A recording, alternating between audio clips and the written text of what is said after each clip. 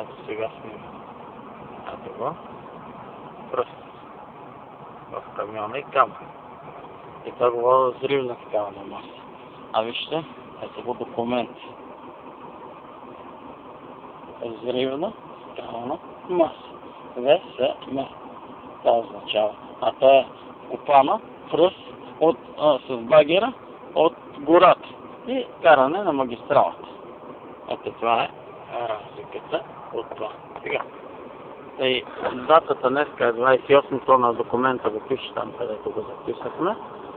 Тук е кантара, където се взима бележките. Така.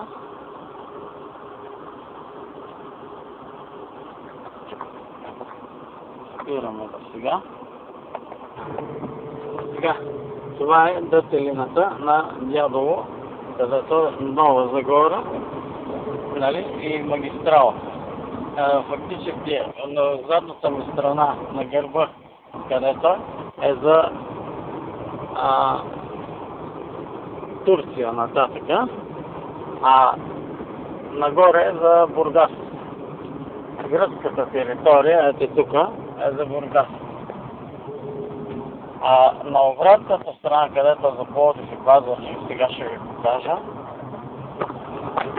Тук е за Бургас, а тук е за Пазарджик и София.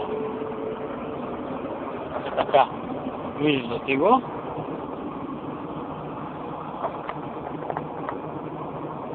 Тук е една част от магистралата на Дядово асфалтира. Сега ще пуснем асфалтата. Асфалтираха тези дни. Днеска казахме, че е 28 август 2011 година в 11:35 го снимам това. Сега настигаме един колега, който кара пръст, както карам пръст и аз.